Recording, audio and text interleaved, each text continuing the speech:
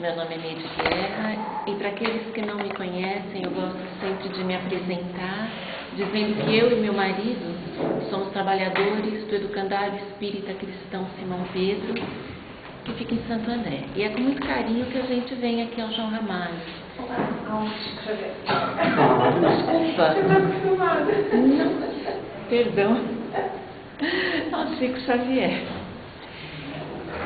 Nossa, até me perdi agora. E com relação a... Eu só queria fazer um comentário breve com relação aos cursos. Queria, assim, recomendar para quem ainda está em dúvida sobre esses cursos que estão sendo ministrados. Eu estou fazendo curso de bioenergia, fiz o módulo 1, fiquei encantada. A pessoa que ministra o curso, a nossa professora, ela é uma pessoa super preparada. O tempo passa, a gente não percebe, acrescenta muito pra gente. Então, quem aí tiver meio em dúvida ou quem ainda não pensou no assunto, vale a pena. Agora a gente vai ter o segundo módulo, mas vai ter, né, Sandra? Com certeza virão outras oportunidades. O curso de 7 corpos está vindo por aí, é com ela mesma, com a mesma professora, então com certeza vai ser do mesmo nível. Então quem tiver a possibilidade, não perca essa chance. Tem um custo, ajuda a casa, mas assim está hiper acessível com relação aos cursos que nem chegam a esse nível e que a gente encontra por aí. Mas, voltando aqui ao nosso assunto no Chico Xavier, nesses tempos difíceis que todos nós estamos passando, e não só aqui no Brasil, mas no mundo inteiro, tempos de cisão, de falta de compreensão, de paciência, de entendimento entre as pessoas, nesses momentos. Nada para nos fortalecer na esperança do que falarmos de Jesus, falarmos do Evangelho, falarmos de amor. E consta que, ao tempo de Jesus, a fé em Jerusalém se resumia a movimentos rítmicos, monótonos e até cansativos da cabeça e do corpo, e que não faziam mais do que disfarçar a falta de uma atitude mental e emocional correta.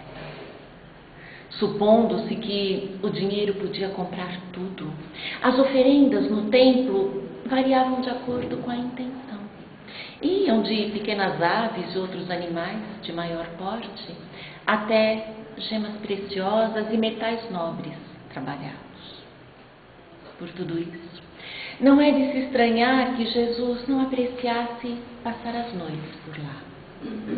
Em Jerusalém, ele divulgava sua mensagem, sim, mas o repouso o mestre procurava em Betânia, uma cidadezinha habitada por pessoas simples, quase um vilarejo, e que ficava a aproximadamente 1 hora de Jerusalém, no caminho para Jericó.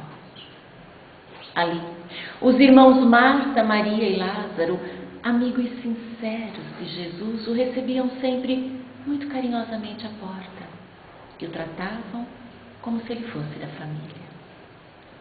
Maria é a mesma que ficou imortalizada na passagem evangélica em que, sentada aos pés do Mestre, ouvia atenta, extasiada as suas palavras, enquanto sua irmã se preocupava com os afazeres, com os serviços domésticos. E quando Marta, a irmã, revelando total desconexão com o sentido daquele momento, pede a Jesus que repreenda Maria e ordene que vá ajudá-la, o Mestre responde: Marta, Marta, estás afadigada com muita coisa. Maria escolheu a melhor parte, e essa não lhe será tirada. Naquele instante, Marta representava o espírito em sintonia com as questões materiais da existência, enquanto Maria sintonizava as questões superiores da vida. Mas dizem os evangelhos que numa certa ocasião em que alguns judeus queriam prender Jesus e ele, para se resguardar, foi pregar na Pérea, aconteceu que Lázaro adoeceu gravemente. E as suas irmãs, que sabiam onde encontrar o Mestre, porque ele sempre esteve e está ao alcance dos que o buscam, elas então lhe enviaram uma notícia através de um mensageiro que depois de um dia inteiro de viagem, chegou até Jesus e transmitiu a mensagem que dizia: Senhor, eis que está enfermo aquele que amas. Um recado breve, mas que falava a Jesus sobre toda a humanidade, que levava o nome de cada um de nós, enfermos da alma que somos em diferentes graus e profundamente amados por Ele. Jesus ouviu o mensageiro, porque a misericórdia divina sempre nos ouve, e o tranquilizou, dizendo que aquela enfermidade não levaria à morte, mas que era para a glória de Deus. E é claro que aquele mensageiro humilde jamais poderia entender o que ele, o médico dos médicos, sempre soube: que o corpo é mero reflexo da alma, que tudo que nos aparece na forma de sintoma na superfície é o que vibra no mais profundo do nosso ser. E tanto é assim que quando vibramos no mal pensar, no mal falar, no mal agir, em algum momento essa postura interna acaba se refletindo no nosso corpo físico na forma de doença. Mas à medida em que mudamos a nossa frequência e sintonizamos o bem, o bom, o belo, gradativamente o nosso corpo passa a refletir a harmonia que vibra dentro de nós. E sob esse prisma, as doenças são sempre para a glória de Deus, porque elas trazem em si mesmas uma mensagem gerada na porção divina em nós, nos convidando ao reequilíbrio com a lei maior e com a nossa consciência, porque são os desequilíbrios que geram as doenças. E como todos os nossos desequilíbrios têm como causa a falta de amor, é só através dele que nós retomamos o ponto salutar. E aí fica fácil entender porque o amor é a única terapêutica de cura verdadeira. Mas não se trata aqui do amor que nós tanto ansiamos receber. Isso é bom, claro, mas ele vem de fora e não consegue saciar a carência da alma. Não é ele que nos dá maturidade espiritual e que nos cura. O amor curativo é o que desperta no interior do nosso ser, primeiramente em direção a nós mesmos, mas que uma vez expandido, colocado em movimento, tem a capacidade única de gerar a energia que nos conecta à inteligência suprema, à força maior que rege o universo. Represado, ele perde essa sua função principal e nos adoece. Mas no seu fluir, nos plenificamos e nos curamos. Para ficar mais didático, eu gosto até de fazer uma analogia com a água, que por maior que seja a quantidade, o volume, se permanecer represada, em termos de produção de energia, nada acontece. Mas se ela descer pela barragem, se escoar através de tubos e passar pelas turbinas com muita força, com força suficiente para fazer com que elas girem, ativem o gerador, ou seja, através de um movimento intenso, a água é capaz de produzir a energia tão necessária e tão presente na nossa vida. Já o amor, ele se movimenta natural, intensamente, ele flui naturalmente quando nos expressamos através de palavras, pensamentos e sentimentos positivos, de vibração elevada e principalmente através da caridade. Porque é importante lembrar que, segundo os espíritos codificadores, a caridade, no seu sentido mais amplo, como a entendia Jesus, consiste principalmente em sermos benevolentes e indulgentes com quem quer que seja e em qualquer circunstância. Só que indulgência é uma palavra pouco conhecida, na verdade, pouco utilizada no nosso vocabulário cotidiano. E por isso mesmo, esse atributo, esse quesito da caridade acaba passando meio que ignorado por muitos de nós. O que é lamentável, porque essa palavra tem um significado belíssimo e que nós precisamos urgentemente colocar em prática. E consta lá do item 16 do capítulo 10 do Evangelho segundo o Espiritismo que indulgência é a capacidade, é a virtude que nos leva a destacar nas pessoas o que elas têm de bom. Sermos indulgentes é direcionarmos o nosso olhar para o melhor de todas as criaturas, exatamente como nós gostaríamos que elas fizessem conosco, que prestassem muito mais atenção no bem que há em nós do que no mal que ainda existe, sim, mas que nós lutamos tanto para combater. Também faz parte da caridade perdoarmos quaisquer ofensas que nos sejam dirigidas sem alimentarmos nenhum tipo de ressentimento. Benevolência, indulgência, perdão. E todo o Evangelho de Jesus nos traz a proposta da adoção desse tipo de atitude, de postura mental, até que de tão constantes elas acabem mesmo por se transformar em novos condicionamentos. E se o Evangelho nos traz essa recomendação, essa proposta, não é à toa, mas porque a energia que resulta desse fluir, ela envolve o nosso próprio campo energético, o nosso corpo fluídico, o perispírito, harmonizando todos os nossos centros de força, os chakras, e, consequentemente, a produção dos hormônios, já que nós sabemos que os chakras principais estão ligados a glândulas importantes do nosso organismo. E esse processo todo, ele se dá a tal ponto que, além de produzir saúde física, nenhum desequilíbrio externo consegue abalar, a não ser de forma muito superficial e transitória, a nossa paz e a nossa alegria interior. Mas voltando ao Evangelho, na mensagem enviada a Jesus, as irmãs Marta e Maria não pedem que ele volte a Betânia. Elas apenas comunicam o ocorrido. Talvez porque, sabendo do amor que Jesus dedicava ao amigo, tinham certeza de que ao receber a notícia, ele voltaria imediatamente.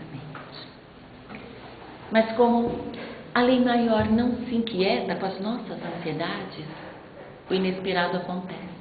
E Jesus ainda permanece mais 2 dias onde está. Outro fato interessante é que, apesar das palavras consoladoras ditas ao mensageiro, quando Jesus recebeu a notícia da doença, Lázaro já havia sido declarado morto. Isso aconteceu logo depois que o mensageiro iniciou a viagem. E Jesus, obviamente, sabia. Mas ele nunca se deteve nos fatos em si, porque sempre viu muito além deles. E na sua comunhão perfeita com Deus, ele tinha que permitir que as coisas acontecessem exatamente de acordo com os desígnios divinos.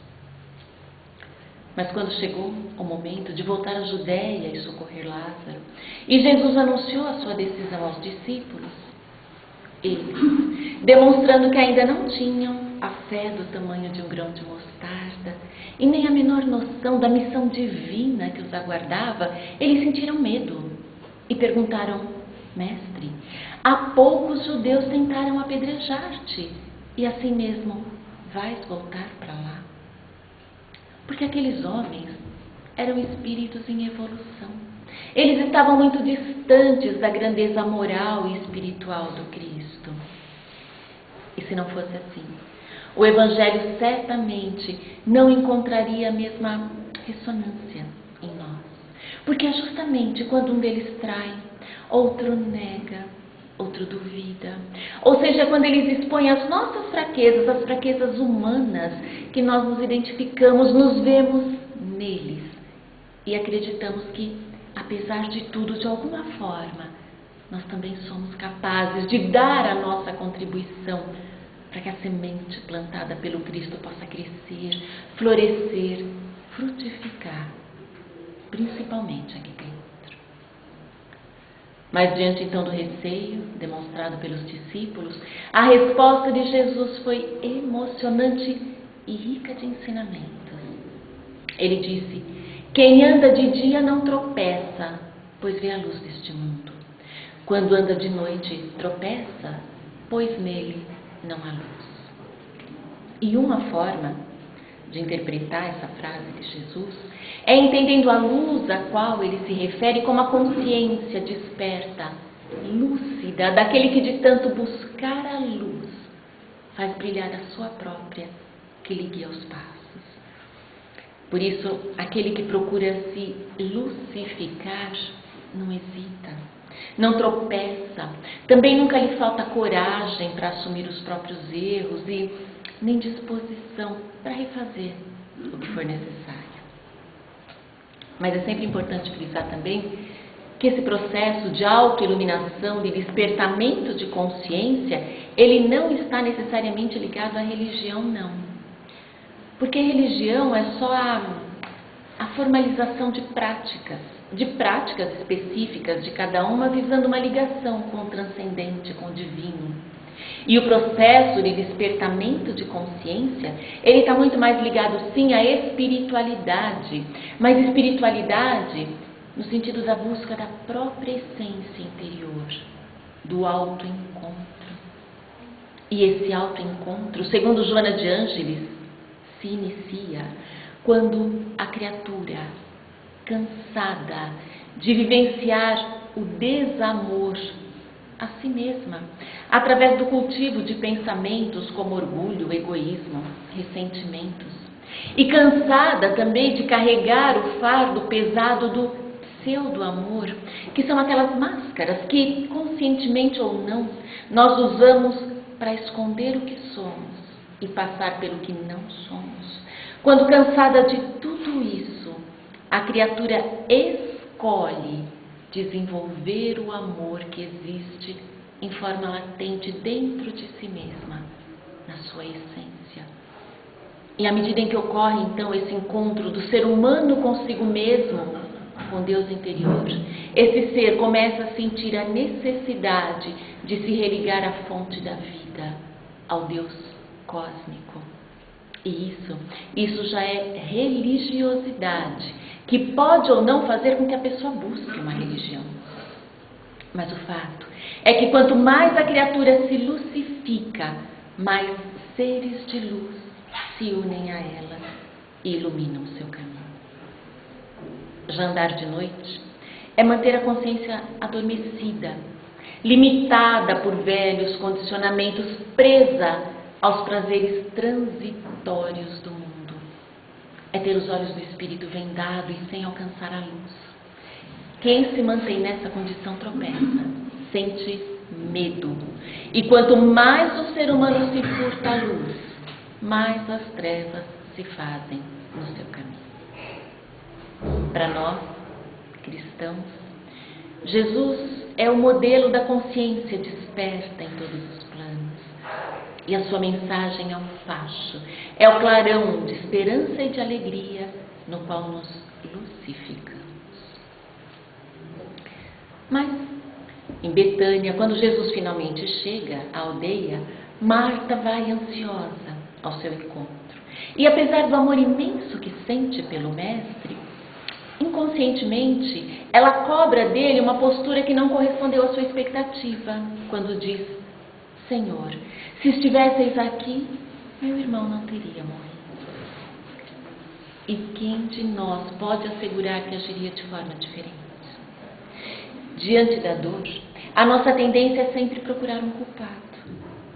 Mas, enquanto nós ainda precisarmos atribuir a alguém a responsabilidade pelo nosso sofrimento, enquanto for assim, nós não estaremos permitindo que a dor atinja, cumpra a sua finalidade em nós, que é a de nos transformar em pessoas mais fortalecidas, mais amadurecidas, em pessoas completas, pessoas melhores. A chegada da dor sinaliza sempre necessidade de mudança. Ela nos tira mesmo da zona de conforto para que possamos crescer. E crescer passa por assumirmos a nossa parcela de responsabilidade em tudo à nossa volta. Mas Jesus, sem se deixar perturbar pelo comentário de Marta, com o pensamento fixo no amigo, pergunta: onde o puseste? Uma pergunta aparentemente sem nenhum sentido, porque Lázaro estava morto há 4 dias e, portanto, ele só poderia estar sepultado. A resposta era aparentemente óbvia, ou talvez não. Se trouxermos o questionamento de Jesus para a nossa realidade interior, onde nós estamos colocando tudo que morreu na nossa vida, nossos sonhos, alegrias, esperanças, onde nós estamos colocando? Nas compulsões mais variadas, nas drogas, ainda que chamadas lícitas, nas lamentações aparentemente inofensivas, mas que nos imobilizam e nos transformam em eternas vítimas. As formas, muitas vezes desequilibradas, com as quais lidamos com os acontecimentos da vida, demonstram que ainda desconhecemos o nosso potencial, nos subestimamos e principalmente que nos momentos decisivos esquecemos que tudo nos conduz sempre no sentido do nosso crescimento, do nosso aprendizado, da nossa libertação. O inconformismo diante de certos fatos, e que é sempre fruto do nosso imediatismo, da nossa visão limitada, esse inconformismo pode nos levar à descrença, à indiferença, à revolta. Mas seja como for, ele sufoca o amor e impede o seu fluir. Mas, voltando ao Evangelho, Jesus pede então a Marta que chame sua irmã Maria, aquela que vive em sintonia com os ideais superiores da vida. E que por isso mesmo, quando chamada à presença divina, imediatamente se apresentou. E juntos, acompanhados dos presentes, havia naquele dia muitos amigos, muitos judeus, amigos da família, que tinham ido prestar sua solidariedade, levar algum tipo de consolo às irmãs. Todos juntos foram ao sepulcro, que naquela época era uma caverna fechada por uma pedra, onde os mortos eram colocados envoltos em faixas e com os pés e mãos atados. E ali, diante do túmulo, Jesus parou. Nesse ponto, narra o Evangelho que ele chorou. E aqueles que ainda não haviam entendido que Jesus era a mensagem viva da imortalidade, concluíram que ele chorava a morte do amigo. Qual o verdadeiro motivo daquele pranto, ninguém pode afirmar. Mas talvez aquelas lágrimas expressassem a sua profunda compaixão pela humanidade. Compaixão pelas dores que nós ainda precisaríamos sofrer e por muito tempo, já que nem mesmo aqueles corações amigos, queridos, que haviam recebido diretamente dele as lições mais sublimes, nem eles o haviam compreendido. Mas o choro de Jesus também atesta que ele tinha características da natureza humana. E isso foi importante. Nós precisávamos dessa comprovação, dessa certeza naquele momento para entendermos, para aceitarmos que o caminho que ele trilhou, nós também poderíamos trilhar. Aliás, ele não trilhou. Ele foi, é e será sempre o caminho, a verdade, a vida. Porque a repercussão da sua passagem entre nós foi tamanha que dividiu a história.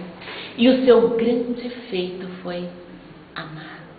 Foi o amor incondicional, coroando o verdadeiro código ético-moral que ele nos apresentou e que ficou registrado para a eternidade como o roteiro mais seguro para nós, o único roteiro capaz de aproximar o homem de Deus, a criatura do Criador.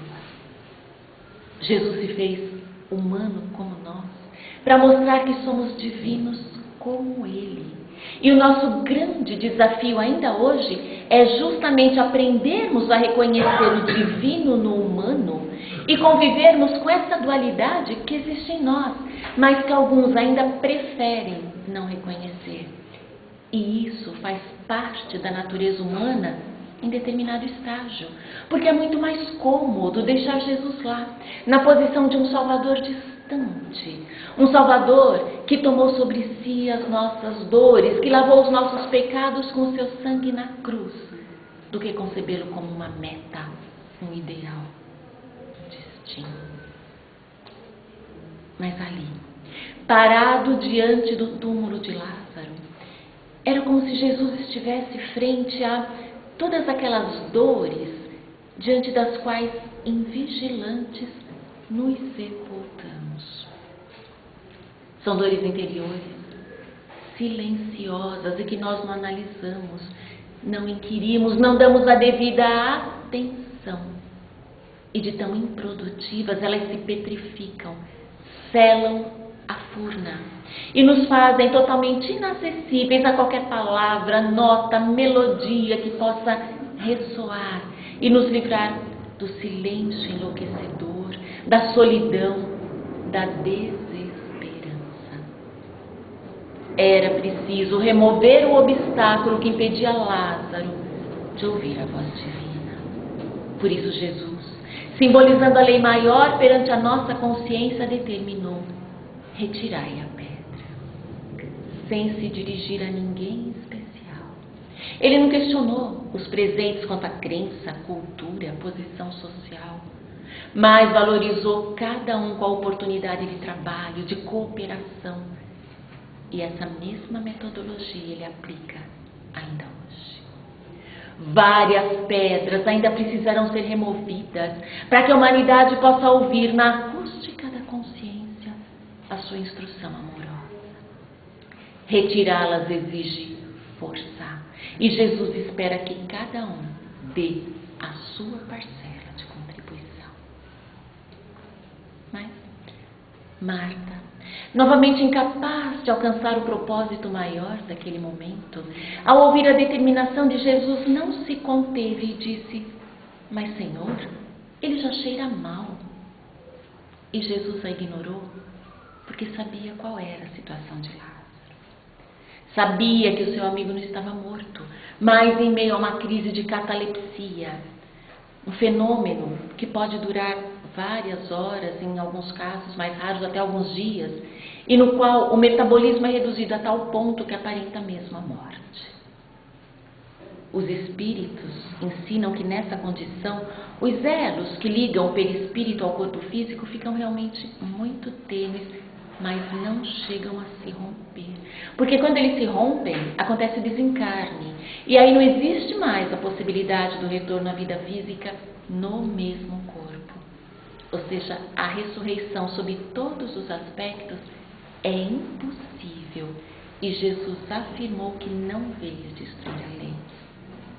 Mas se naquele momento ele tentasse explicar tudo isso àquelas pessoas, apesar da sua pedagogia inigualável, provavelmente ninguém entenderia. Mas quando a pedra que fechava o túmulo finalmente foi removida, Lázaro permaneceu lá dentro. Afinal, foram 4 dias de apatia, de prostração total, sem comer nem beber absolutamente nada.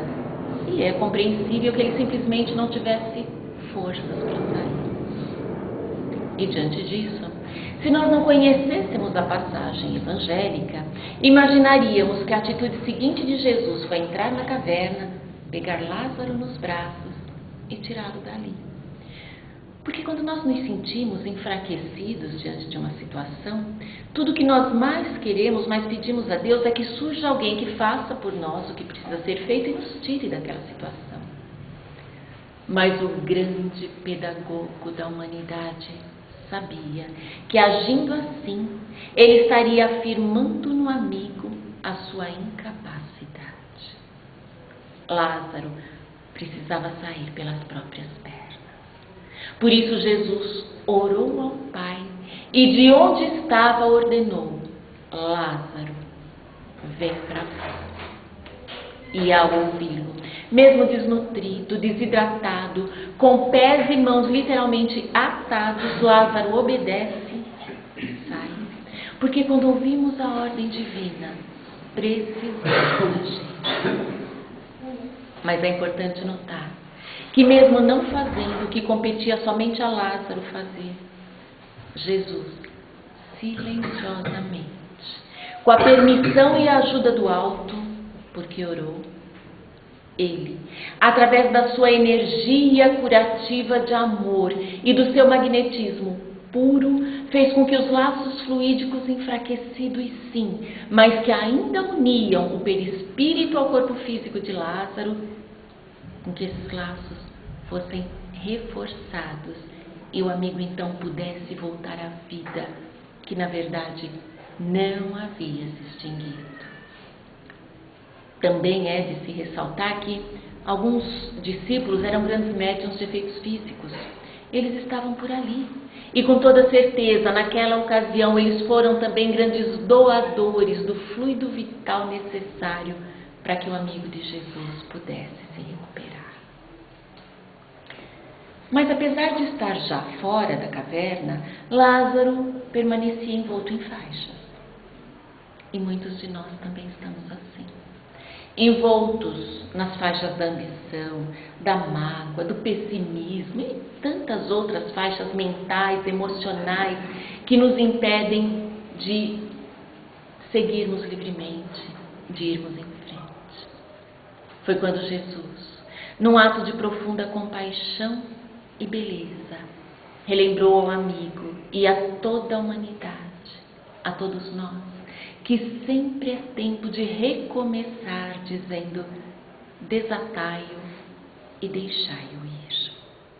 Porque depois que a pedra já foi removida e que a ordem divina já repercutiu, nos outorgando a posse de nós mesmos, então já não podemos mais admitir faixas ou nós que nos atem os membros. Despertos para a vida, é imprescindível nos valermos da força de uma das maiores potências do Espírito, a vontade.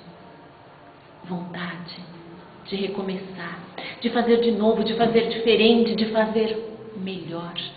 É imprescindível que nos deixemos ir, que nos deixemos conduzir pelo fluxo harmonioso, próspero, saudável da vida, mas ao mesmo tempo assumirmos a nossa postura perante ela. E se em meio a tudo isso, nada de muito grandioso aos olhos do mundo nos acontecer, não importa.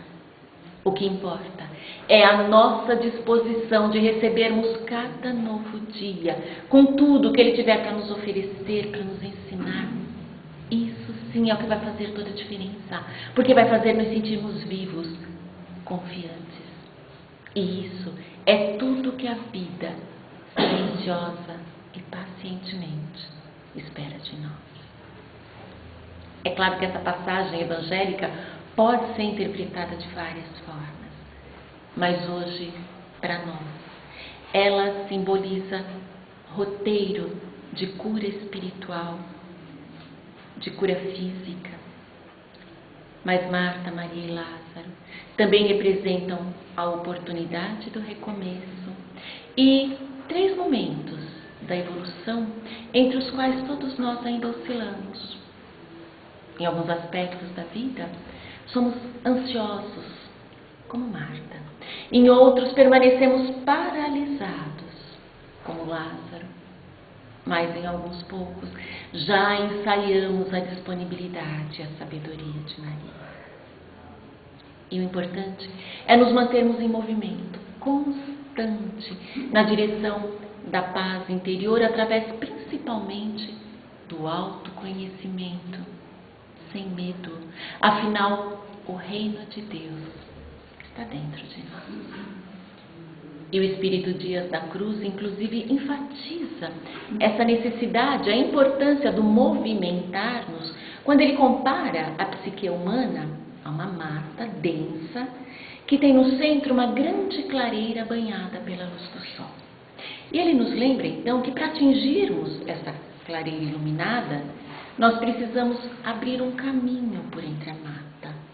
Mas que se não houver um movimento constante constante de vir, o mato cresce novamente e o caminho se fecha. E ele conclui, esclarecendo que a mata densa é a forma como nos apresentamos. É o ego. A clareira é o self, o divino em nós. E o movimento de ir e vir é aquele de nos aprofundarmos na introspecção de nós mesmos e depois agirmos na vida. De irmos fundo na luz em nós e voltarmos à superfície, trazendo luz incessantemente. Porque se interrompermos esse movimento, corremos o risco de perdermos o acesso ao mais profundo de nós.